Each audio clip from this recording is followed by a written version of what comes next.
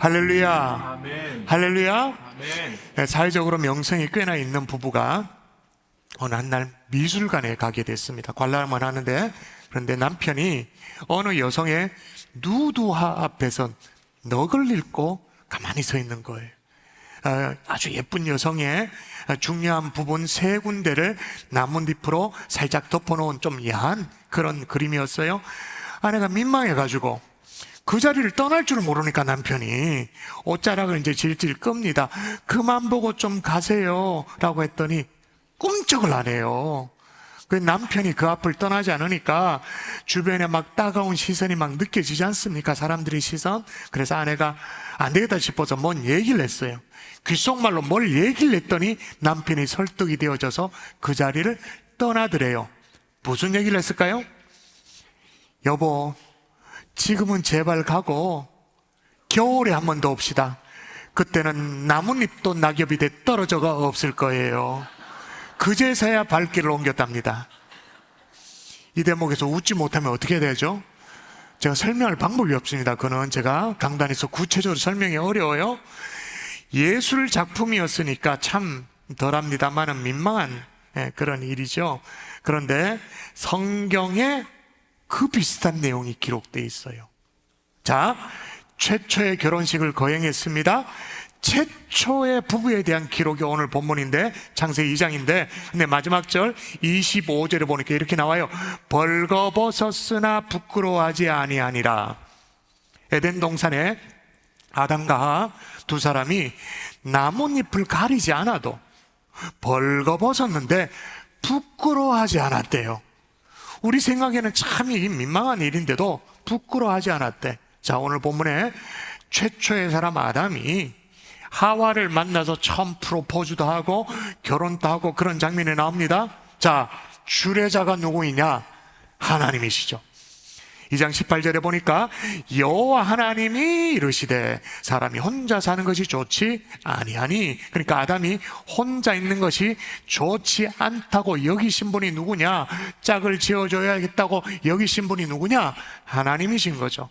그리고 21절에 보니까 여호와 하나님이 그 갈빗대 하나를 취하고 살로 대신 채우시고 홀로 쓸쓸한 그 아담에게 배필을 만들어 허락하신 것도 하나님이신 것입니다. 그래서 여러분, 본래 기독교 전통은요, 결혼식을 어떻게 하느냐? 교회 예배당에서 하죠. 그리고 하나님을 대신, 왜냐? 하나님이 첫 가정의 주례자였기 때문에 하나님을 대신해서 주례종 목사님의 주례하에 결혼식을 하는 것이 전통적인 기독교 혼례 방식인 것입니다. 근데 요즘 자식들이 이걸 안 따라해. 그러니까 뭐 자식을 이길 부모가 없죠. 자녀들이 교회에서 예식을 실어라 번잡하고 뭐 난리를 치는 것 같은, 마치 공장에서 막 찍어내는 듯이 그렇게 하는 예식장, 뭐 화려하니까 그렇게 하는 거죠. 그리고 더 나아가서 목사의 주례 없이 지들끼리 예식을 해요. 예배가 아니죠. 조금 뭐 거시기 하니까 누구 한 사람 뭐 기도 순서 정도 하는데, 그건 기도한 거지 예배가 아니에요. 그래서 믿는 부모들이 말도 못하고 자식 결혼식을 치르면서 상처를 받아요. 왜냐? 여러분, 우리가 알고 있기로는 결혼식은 결혼 세리머니가 아니잖아요. 결혼 예배죠. 예배. 결혼 예배. 그 가정이, 우리 자식이 하나님 앞에서 최초로 드리는 그 결혼 예배, 그게 결혼식인데 자식들이 예배를 가볍게 여기니까, 그래서 우리 교회는 주보에 강구도 못 하잖아요. 그러니 부모 입장에 속이 상한 거예요.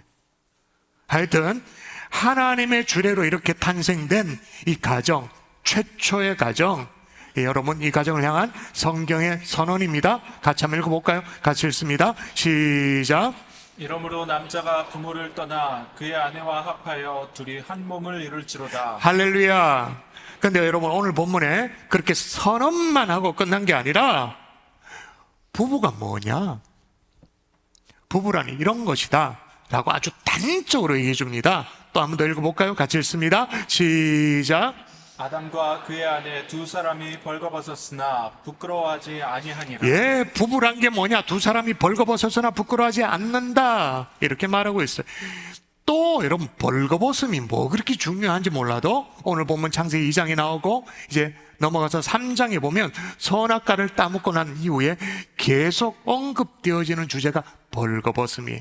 물론 이 벗음은 신학적으로 굉장한 중요한 이 주제고 상징성 있는 주제입니다만은 원래 사역 주제가 처음 공동체, 다시 말하면 가정이기 때문에 가정의 필수 구성 요소인 이 부부 사이에 벌거벗었으나 부끄러워하지 않는 것은 너무너무 중요한 주제이죠.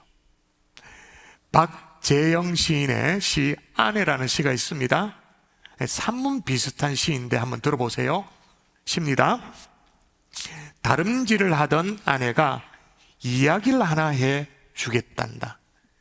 부부가 있어서 아내가 사고로 눈을 멀었는데 남편이 그러더래. 언제까지 당신을 봐줄 수 없으니까 이제 당신 혼자 사는 법을 배우라고. 아내는 섭섭했지만 혼자 시장도 가고 버스도 타고 제법 불편함 없이 지낼 수 있게 되었대. 그렇게 1년이 지난 어느 날 버스에서 마침 청취자 사연을 읽어주는 라디오 방송이 나온 거야. 남편의 지극한 사랑에 관한 얘기였는데 아내가 혼잣말로 야, 저 여자 참 부럽다. 그 말을 들은 버스 기사가 그러는 거야. 아줌마도 참 뭐가 부러워요. 아줌마 남편이 더 대단하지. 하루도 안 거르고 아줌마 뒤만 쫄쫄 따라다니는구먼. 아내의 뒷자리에 글쎄 남편, 아내는 볼 수 없습니다만은 남편이 늘 뒤에 있었던 거예요. 기운내 여보, 실업자 남편의 어깨를 빳빳이 다려주는 아내가 있다. 영하의 겨울 아침이 따뜻하다. 여러분, 이 얘기는 실업자가 된 남편에게 다림질을 하던 아내가 들려준 얘기로 이제 구성이 되어집니다. 근데 얘기 속에 들어가 보면 눈먼 아내에게 혼자 버스를 타라고 이렇게 내모는 듯한 남편, 너무 좀 속상하잖아요? 너무한 거 아닌가 그런 생각이 듭니다. 근데 알고 보니까 반전이 있어. 남편이 더 대단하지. 아줌마 남편이 더 대단하지. 하루도 안 거르고 아줌마 뒤만 쫄쫄 따라다니는구만. 여러분, 이런 부부 실직을 해도 이런 얘기를 슬쩍 들려주면서 용기를 줄 수 있는 부부, 벌거벗었으나 부끄럽지 않는 부부죠. 처음 공동체, 가정, 그 속에 부부로 짝지어진 우리들이 어떻게 하면 벌거벗었으나 부끄럽지 않는 사람이 될 수 있는가? 오늘 말씀을 통해서 함께 깨달아가는 저와 여러분 될 수 있기를 주 예수 이름으로 축원합니다. 아멘. 첫 번째로 반드시 명심해야 되는 것이 있습니다. 따라하십시다.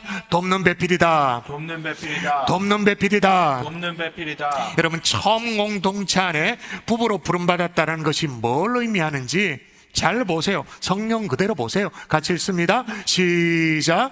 여호와 하나님이 이르시되 사람이 혼자 사는 것이 좋지 아니하니 내가 그를 위하여 돕는 배필을 지으리라 하시니라. 아멘. 자, 어떤 배필이라고 말하죠? 어떤 배필?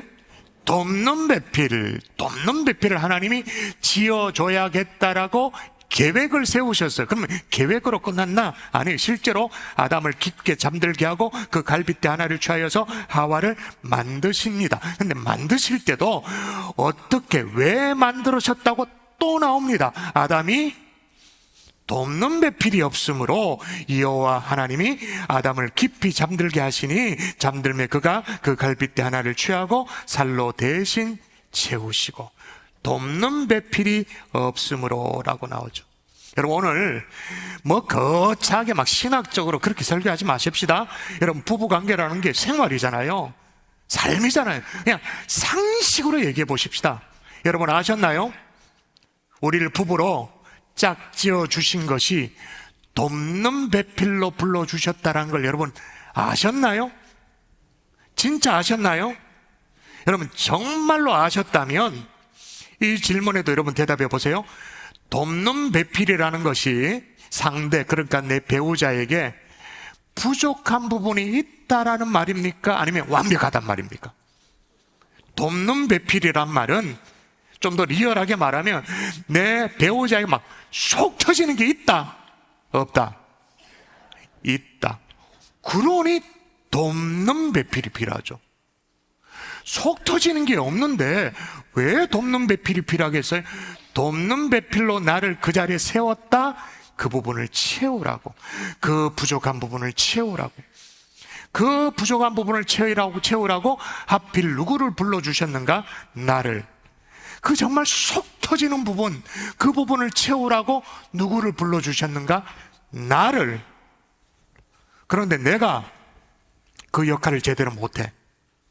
그래서 내 남편이 옆집 아줌마로부터 그걸 체험받고 있어. 내가 그 역할을 잘 못해서 내 아내가 TV 드라마를 보면서 체험받고 있어요. 그러면 곤란해요. 돕는 배필, 기대하는 배필이 아닙니다. 이용하는 배필이 아닙니다. 돕는 배필. 그 말은 부족한 부분이 있다, 속 터지는 부분이 있다, 이거 인정할 수 있기를 주 예수 이름으로 축원합니다. 아멘. 그것 때문에 옆에 붙여놓은 거예요. 그것 때문에 여러분을 그 옆에 거기다 붙여놓은 거예요. 그런데 오늘 본문에 마치 하와만 아담을 돕도록 그렇게 지음받은 것처럼 조금 오해가 돼요. 다시 말하면 여성만 남성을 좀 돕도록 서포트하도록 그렇게 지음받았다, 그런 오해가 있어요. 여러분, 여기 말하는 돕는 배필이라고 말할 때 원어가 에제르예요. 에제르. 근데 이게 남성 명사예요. 근데 굳이 여성들만 돕는 배필이 아닌 거죠. 더욱이 구약 성경에 이 에제르가 21번 사용되어지는데, 사용되어지는 용례를 쭉 다 살펴보면 다 어떤 내용이냐면 연약한 인간을 도와주시는 하나님의 손길로 에제르가 사용된 거예요. 예를 들면 이런 겁니다. 여러분 익히 잘 알고 있는 대목 한번 읽어볼까요? 같이. 내가 시작. 내가 산을 향하여 눈을 들리라.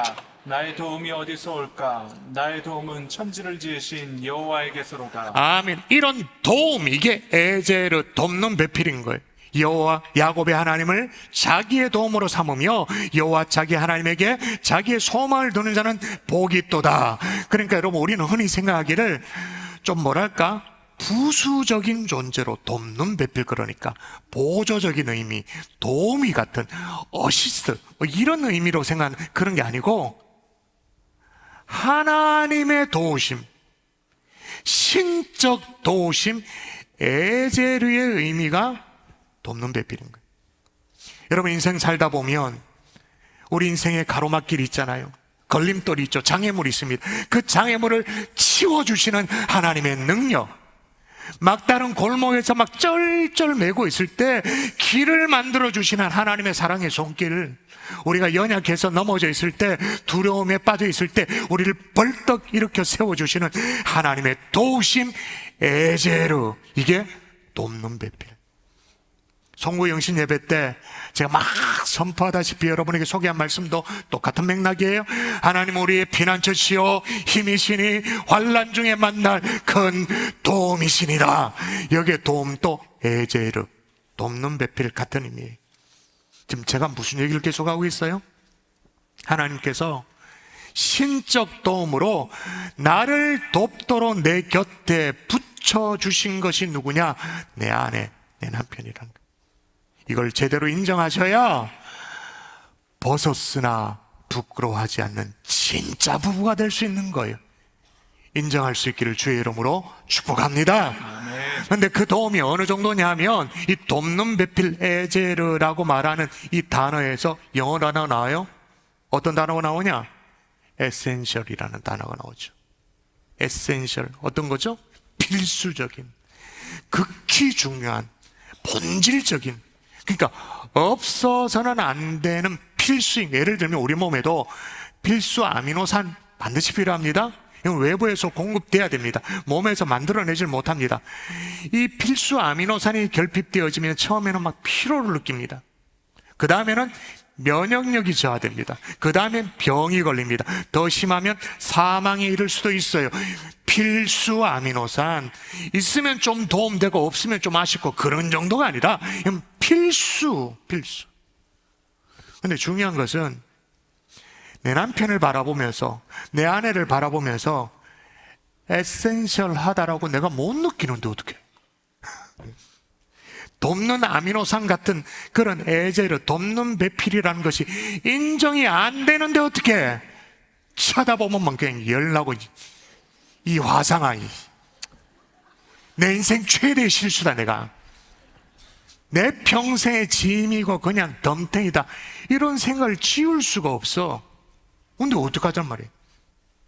근데 여러분, 잘 보면 아담도요 그렇게 생각할 뻔했습니다. 그렇게. 아니, 지금 혼자가 편한데 하나님이 자기랑 비슷한 뭔가를 딱 데려다 놨잖아요. 아니, 혼자가 편한데 뭘 성가시게 뭐 안에 뭐 귀찮아 할 법도 했어요. 그런데 하나님이 하와를 아담에게 세워주기 전에, 돕는 배필을 만들어주기 전에, 그 전에 한 게 있어요. 그게 뭐냐? 여러분 읽어볼까요? 19절 읽도록 합니다. 시작. 여호와 하나님이 흙으로 각종 들짐승과 공중의 각종 새를 지으시고 아담이 무엇이라고 부르나 보시려고 그것들을 그에게로 이끌어 가시니 아담이 각 생물을 부르는 것이 곧 그 이름이 되었더라. 여러분 잘 보고 대답하세요. 들짐승, 공중의 새들, 아담에게 누가 이끌어서 가도록 했나요? 하나님이 그렇게 유도했어요. 아담 앞에 줄을 쭉 세우도록 그렇게 했습니다. 그래서 아담으로 하여금 이름을 지어 붙이도록 그렇게 유도를 했습니다. 그래서 아담이 보고는 이렇게 직관적으로 얘기하죠. 너는 도그, 너는 피그, 와, 너는 타이거, 이름을 붙였어요. 근데 아담이 유심히 관찰하면서 하나 이름을 붙여 나아가는데 놀라운 사실을 발견하게 된 거예요. 예외 없이 암수 한 쌍이야. 암수 한 쌍. 서로 쌍으로 사랑을 나누고 서로 덮고 행복하게 피조 세계를 누리며 사는 그런 모습을 보게 된 거예요. 그러면 또 하나 뭘 발견한 게 있어. 뭘 발견했을까요? 나만 혼자구나. 여러분, 처음에 이름을 붙일 때는 쭉 줄 서 있으니까 내가 뭐 좀 된 줄 알았습니다. 내가 급이 높은 줄 알았습니다. 내가 훨씬 고등하고, 왜 이름을 붙여주는 입장이니까 그런 줄 알았어요. 근데 쭉 진도가 나가면서 나만 불안정해. 나만 아직 멀었어. 왜? 짝이 없으니까. 누구와 상의할 수도 없고 누구와 사랑을 나눌 수도 없고 외로이 쓸쓸히 혼자라는 사실을 아담이 발견하게 되어졌죠. 그리고 나서 나는 미완성이라는 알고 나서, 그리고 나서 하나님이 이제 하와를 붙여주십니다. 배우자의 갈증이 느껴지도록 그렇게 하시죠. 이렇게 할 때 아담이 뭐라고 고백하는가 아주 절묘하게 표현되어 있어요. 뭐라고 고백하는가? 막 배우자에 대한 갈증이 느껴졌어요. 그 다음에 딱 나타나니까 뭐라고요? 시작. 모든 짐승에게 이름을 주니라. 아담이 돕는 배필이 없으므로 여호와 하나님이 아담을 깊이 잠들게 하시니. 요 대목은 그 대목입니다. 요 순서가 잘 나와 있는데, 만일 이게 없이 그냥 하와를 덥석 주었으면 배우자에 대한 결핍을 못 느꼈으니까 아담은 어떻게 했을까요? 자기가 다스려야 되고 거느려야 되는 많은 동물 중에 또 하나로 하와를 생각했겠죠. 안 그래도 이렇게 많은데 또 숙제를 주시나 불평했을 거예요. 그런데 배우자에 대한 결핍이 느껴지고 난 후에 아담을 딱 주시니까, 자, 다시 읽도록 합니다. 이걸 읽어서야 됩니다. 아담이 시작. 아담이 이르되 이는 내 뼈 중에 뼈요 살 중에 살이라. 아멘. 야, 내 뼈 중에 뼈요 살 중에 살이니라. 여러분, 과거에 여러분의 아내들에게 다 했던 고백들입니다. 난 그런 적 없다. 시침뚝 떼지 마세요. 다 해놓고는. 여러분 아내들이요, 남편에게 그 비슷한 고백을 과거에 다 했었던 것입니다. 우리가 세월이 흘러서 망각해서 그렇습니다만, 퇴색되어서 그렇습니다만, 다 그런 종류의 고백을 했습니다. 그런데 여러분, 시간이 지나면서 조금씩 변하죠? 결혼 전에는 이런 이제 반지 사주면서 프로포즈도 하고 그렇게 했던 남편이 결혼 후에는 반지가 아니라 훌라후프를 사준다면서요. 살 빼라고. 왜 훌라후프 사주냐 그러면 아니 뭐 반지도 링이고 이것도 링이다, 똑같은 링이다 막 이러면서. 여러분, 부부라는 게 뭐예요? 저도 이제 결혼 30주년이 다 되어 가는데 그 정도 살아보니까 알겠더라고요. 벌거벗었으나 부끄러워하지 아니하는 사이. 그러려면 먼저 돕는 배필, 하나님의 애재료로 우리가 그렇게 부름받았다는 사실을 마음에 새길 수 있기를 주 예수의 이름으로 축원합니다. 아멘. 축원합니다. 아멘. 또 하나 기억할 것이 있어 따라 하십시다. 연합하는 한 몸이다. 한 몸이다. 아니, 돕는 정도가 아니에요. 돕는 정도가 아니라 이러므로 남자가 부모를 떠나 그 아내와 합하여 둘이 한 몸을 이룰지로다. 뭐를 이룬다고요? 한 몸. 근데 여러분, 이게 쉬울까요? 오랜 세월 각각 살아왔는데 만난다고 이게 한 몸이 될까요? 연합이 쉽지 않죠? 한 입을 덮고 잔다고 됩니까? 아니, 각각이지. 남편은 남편이고 아내는 아내지. 근데 여러분, 문정희 시인이 부부란 뭐냐? 아주 재미나게 이렇게 표현을 합니다. 부부란 무더운 여름 멀찍이 누워 잠을 청하다가, 그러니까 더우니까 이제 막 열기가 느껴지냐. 그래서 멀찍이 잠을 청하다가도 어둠 속에서 엥 하고 모리 소리가 들리면 순식간에 둘이 합세하여 모기를 잡는 사이. 순식간에 같이 일어나 모기를 잡는 사이. 부부. 해학적으로 표현했죠. 오영록 시인은 뭐라고 말해? 부부란 나로 사는 것이 아닌 너로 살아서 나를 완성하는 것. 철학적으로 표현합니다. 부부란 독주가 아니라 합주라는 말이 있습니다. 전생연분이 아니라 평생 원수 될 때도 있습니다만은 짜장면을 먹을 때도 편한 사이죠. 좀 묻혀도 흘려도. 어쩌다가 취소를 바꿔서도 토하지 않는, 웩하지 않는 사이.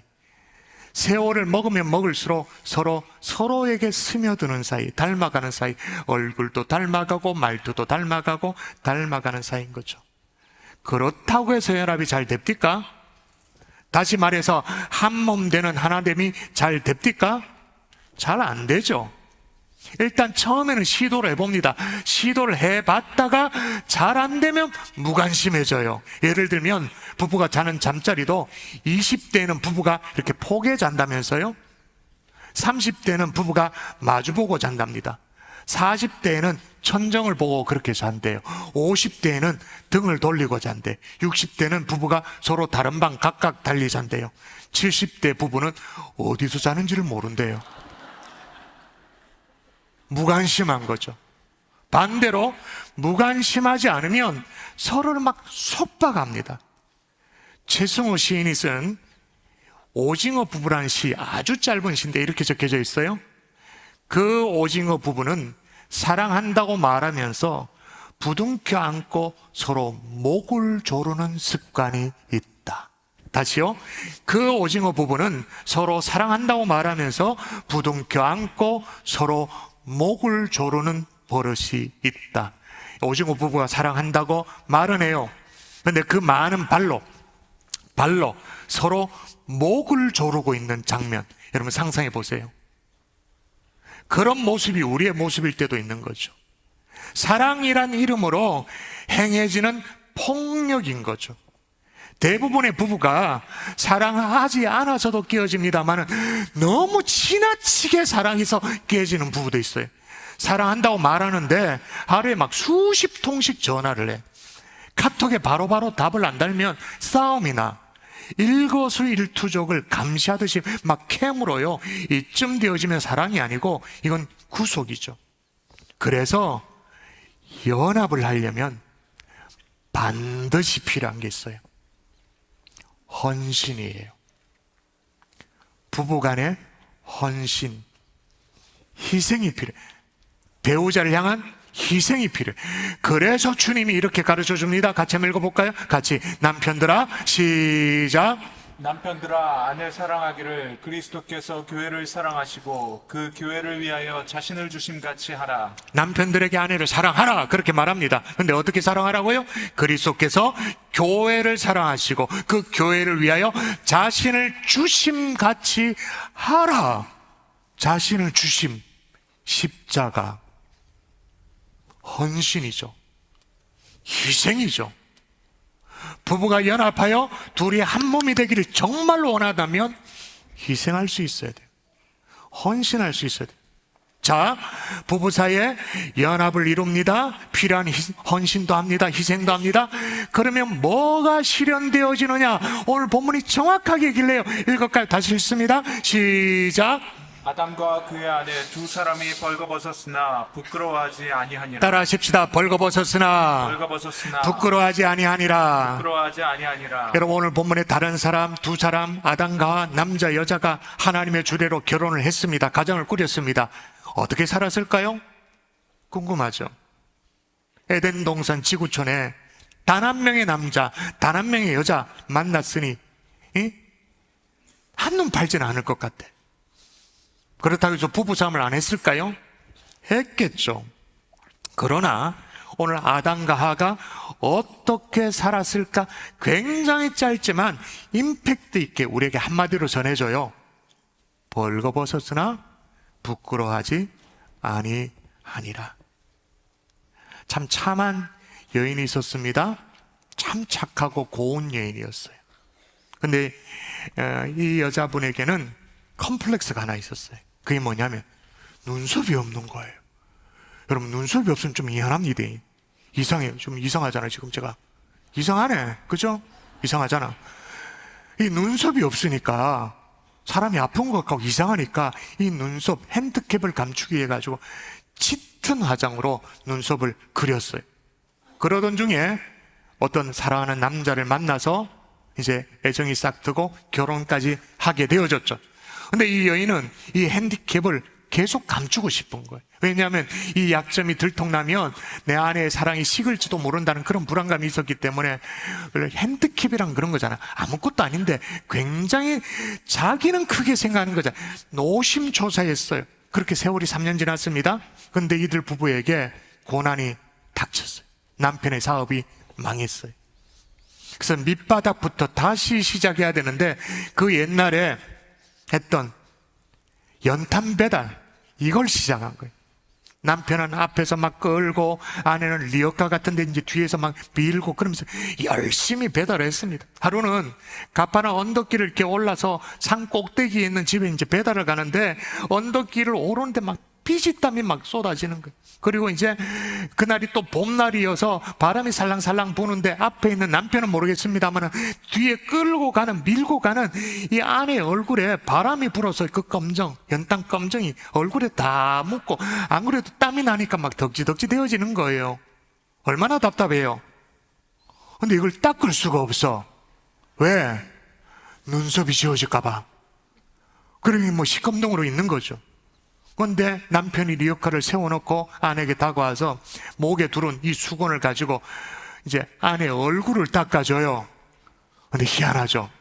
이렇게 닦고, 이렇게 닦고, 이렇게 닦고, 눈썹을 피해가. 아내가 깨달은 거죠. 아, 남편이 알고 있었구나. 우리 남편이 알고 있었구나. 그러니까 또 미안한 마음에 눈물이 주르르 흐른 거예요. 남편의 그 눈물을 또 닦아줘요. 눈물까지. 그래, 다정하게 웃으면서 다시 수레를 끌고 올라가기 시작해요. 알고도 속아주는 것, 알지만 말하지 않는 것, 그게 부부죠. 여러분, 윙크 사랑이라 들어보셨죠? 제가 지금 윙크를 하고 있습니다. 한쪽 눈만 한다고 죽을 지경입니다. 지금 윙크.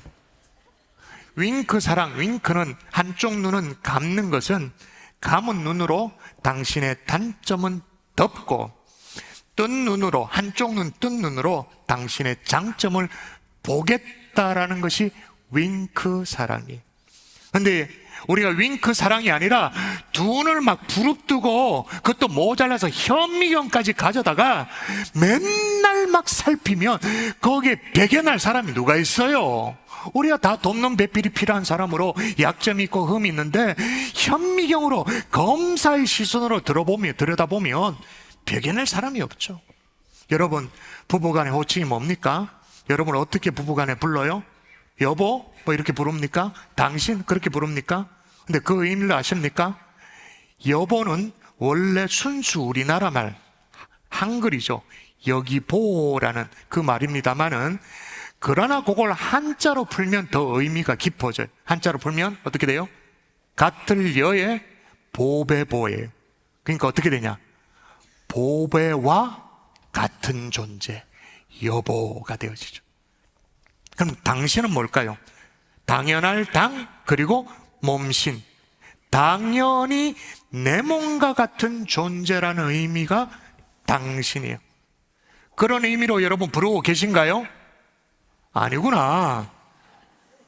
여러분 부부 호칭이 뭔지는 모르겠습니다. 오늘 옆에 있는 부부에게, 아내에게 여보, 당신 그렇게 부를 텐데, 어떤 집에서 보면 남편이 아내를 부르는데 집에 애 이름을 불러요. 예를 들면 저희 집에 애가 해강이잖아요. 근데 아내를 부르는데 강아 이래 부르는 거예요. 지금 누구를 부르는지, 강아지를 부르는지 강아, 그렇게 하면 안 돼요. 어이도 아니에요. 어이, 거기 그것도 아니에요. 여보다, 어이 많이 불러봤네, 불려봤네. 또 여보, 당신 둘 중에 하나를 하는데, 여보라고 부를 때는 보배와 같은 존재입니다 라는 의미로, 당신이라고 부를 때는 당신이 내 몸과 같은 존재입니다 라는 의미로, 자, 좌우에 계신 분에게 합니다. 그런데 옆에 너의 여자에게 여보 그러면 안 돼요. 내 여자에게, 자, 실시 인사, 여보, 당신. 이게 처음 공동체의 모습인 거죠. 근데 오늘처럼 여보의 의미를 배운 여집사님이 한 분 계셨어요. 그래서 보배와 같은 존재 여보 배운 거예요. 그렇다고 해서 부부싸움을 안 합니까? 부부싸움 하죠. 자, 부부가 싸움을 하면 주로 누가 이깁니까? 누가 이겨요? 여자들이 기가 세. 남자들 뭘로 쪽도 못 펴. 그냥 뭐 여자들이 타다다다다 하면 뭐 정신이 없어. 그래가지고 이제 억울하니까 남자들은 주로 어떻게 합니까? 버럭질을 하죠. 한번 이렇게 확 버럭질을 하죠. 그래서 이 남자 집사님도 당신 나가 버럭질을 했어요. 여집사님이 못 나갈 줄 알고 집을 나가버렸어. 근데 나가는데 좀 후회가 있었죠. 나가니까. 근데 잠시 후에 이 여집사님이 들어오더래. 그래서 남자가 왜 들어왔냐고. 뭘 두고 갔다는 거예요. 뭘 두고 갔는데? 내 보석 그러는 거예요. 아니, 우리 집구석에 무슨 보석이 있다고. 뭐 그런 얘기하니까 여기 있지롱 그러면서 아내가 남편의 볼에다 뽀뽀를 해야 되더래. 여보, 내 보석. 상황 끝. 그냥. 와, 내가 얘기를 했습니다만 닭살입니다. 닭살. 우리는 그래 뭐한다. 야, 어떻게 그래. 닭살이지만 그렇게 진짜 여보 당신이 되어지면 얼마나 좋을까요? 그러면 어떻게 된다고요? 벌거벗었으나 부끄러워하지 아니하니라. 할렐루야. 아멘. 말씀의 결론 맺을게요. 근데 앞불사 창세기 3장에 가보니까, 오늘 2장이었는데 3장에 가보니까 선악과를 먹고 난 이후에 벌거벗었으나 부끄러워하지 아니하였다가 아니라 이게 변질되어져요. 3장에 가면 벌거벗어서 부끄러웠더라. 변질되어져요. 서로의 허물이 보여요. 부끄러움이 보이기 시작해요. 그래서 어떻게 합니까? 아담과 하와가 무화과 나무잎으로 치마를 만들고 옷을 만들어서 겨우 가리고, 그렇게 오늘 설교 서두 얘기했던 뭐 누드화처럼 그림처럼 그렇게 한 거예요. 근데 여러분, 가린다고 가려집니까? 어쩌면 인류 역사는 부끄러움을 가리는 역사라고 말할 수 있습니다. 어떤 사람은 지식의 나뭇잎으로 가립니다. 어떤 사람은 명예의 나뭇잎으로 가립니다. 어떤 사람은 권력으로, 어떤 사람은 돈으로. 그럼 그게 가려집니까? 좀 지나면 바싹 마르고 아무 소용이 없죠. 하나님이 이걸 해결해 주세요. 어떻게? 읽어볼까요? 같이 읽습니다. 이제 3장입니다. 읽어볼까요? 시작. 여호와 하나님이 아담과 그의 아내를 위하여 가죽옷을 지어 입히시니라. 예, 가죽옷은 영구적이에요. 가죽옷은 죄로 인하여 벌거벗음을 깨달은 이 아담과 하와의 수치를 덮어주기 위한 하나님의 방법인 거죠. 피 흘림이 없이는 죄사함이 없다라는 성경적 원리를 미리 보여주는 복음의 내용이 담겨져 있는 거예요. 여러분, 가죽옷은요, 누군가의 희생 위에 만들어지는 것입니다. 가죽옷은 누군가가 피를 흘려야 만들어지는 것입니다. 여러분, 이게 창세기 3장이지만 뭘 예표합니까? 누굽니까 이게? 우린 다 알아요. 이게 세상 죄를 지고 가는 하나님 어린 양 예수 그리스도. 사랑하는 성도 여러분, 그런데 내 남편이 가죽옷을 지음받지 못했어. 내 아내가 가죽옷이 없고 무화과 쪼가리 해가지고 지금 돌아다니고 있어. 우리 자녀가. 오늘 설교를 들으면서 처음에는 재미나기 시작했습니다만은 여러분 가운데 점점 표정이 굳어지고 있는 분들이 있어요. 바로 이 문제예요. 불신 남편, 불신 아내. 돕는 배필로 지음받았다는 것도 알겠어요. 연합하여 서로 헌신하고 희생해서 한 몸을 이룬다는 것도 알겠어요. 근데 내 남편에게 가죽옷이 없어. 내 아내에게 가죽옷이 없어. 하나님이 지어주시는 가죽옷이 필요한 거예요. 여러분, 불신 남편, 불신 아내, 불신 가족을 위해서 그동안 미뤄뒀던 기도, 여러분 다시 시작할 수 있기를 주 예수 이름으로 축원합니다. 새벽을 깨워 다시 나와서 불신 자녀를 위한 기도를 여러분 다시 시작하셔야 됩니다. 원래 행복한 사람들의 축제, 이 영혼들을 다 살려냄으로써 정말로 하나님이 원하시는 처음 공동체로 다 돌아갈 수 있기를 주 예수 이름으로 축원합니다. 아멘. 축원합니다.